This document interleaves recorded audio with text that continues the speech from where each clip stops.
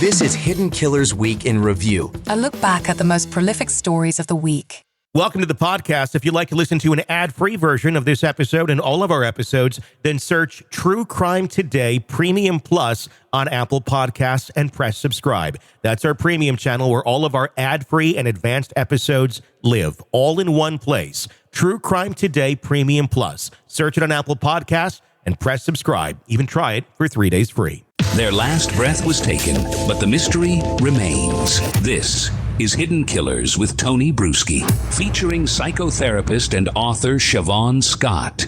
The depths of depravity of Sean Diddy Combs continues to just go into the darkest annals of history. I don't even want to say the case anymore because I feel like we've already passed the R. Kelly bar a long time ago. I think we just passed the Epstein station. I think Weinstein Central has been passed already, and we're in new territory. We're down the track on these rails of an abandoned rail line, and we don't know where the hell it's going. 120 new sexual misconduct allegations being raised against Sean Diddy Combs from men, women, and children. These span all the way back to 1991 to current day. 25 of the 120 minors in this. Joining me to discuss, Siobhan Scott, psychotherapist and author. We knew it would keep going, and now that he's locked up, the floodgates have. I feel like the dams broke. What's your reaction to all this?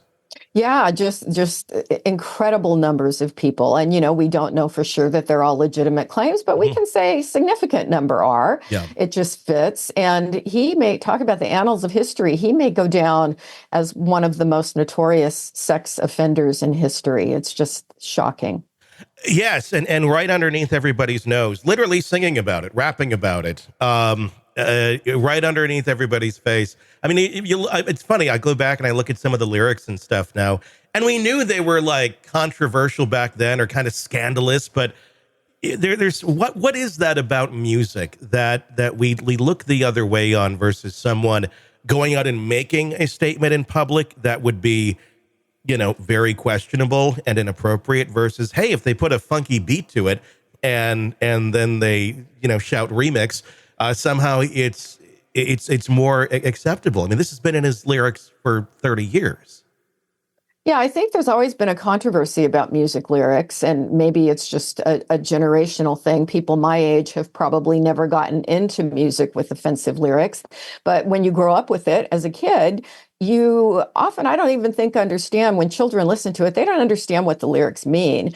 And then there's the normalizing of it as people hear it more and more, and it just becomes kind of an accepted part of the culture. It's just, people start to take it as it's not significant. And I think everything that we put into our heads, particularly when you've got little kids, it's all significant, what they listen to, what they watch. It affects them. Yeah, I mean, without a doubt. I mean, the lyrics have certainly been there. The glorification of, this kind of, they call it what it is, pimp type lifestyle of just disregard for women, their objects in that world. And, they're going to, some of the lyrics were literally this, F them, love them, and leave them, is part of the culture and part of what was in many of those songs back then. I'm thinking of and other people as well that were in that circle. And these sort of things are just celebrated, that, you have young women, you have young men, in the club listening to this stuff and like, yeah, why is that? Why do we have such cognitive dissonance to this music that we're consuming that we supposedly like and love?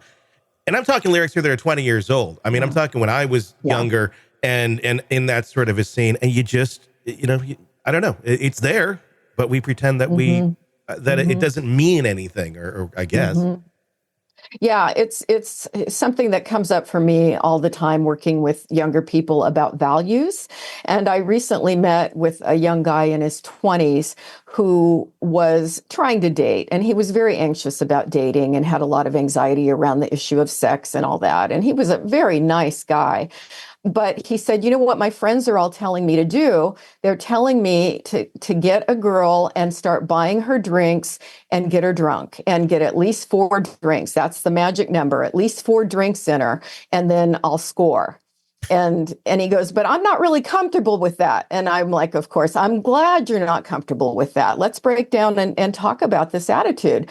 But I think there's just in general an acceptance, in certain parts of the culture, and probably not everybody, but certain parts of the culture where this kind of attitude, it's just what being a guy means.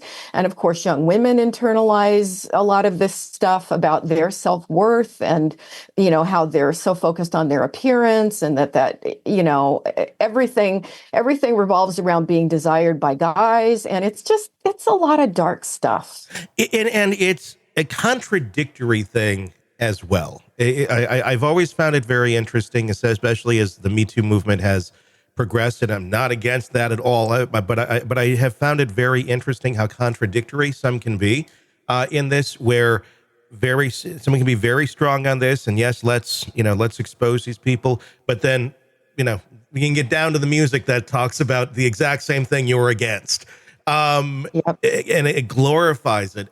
That to me has just been a weird disconnect. I mean, we've seen changes in some other areas of entertainment and movies and acting, and but music seems to always be kind of the last bastion that gets affected or I guess, brought to the surface and called out. Welcome to the podcast. If you'd like to listen to an ad-free version of this episode and all of our episodes, then search True Crime Today Premium Plus on Apple Podcasts and press subscribe. That's our premium channel where all of our ad-free and advanced episodes live, all in one place. True Crime Today Premium Plus. Search it on Apple Podcasts and press subscribe. Even try it for 3 days free.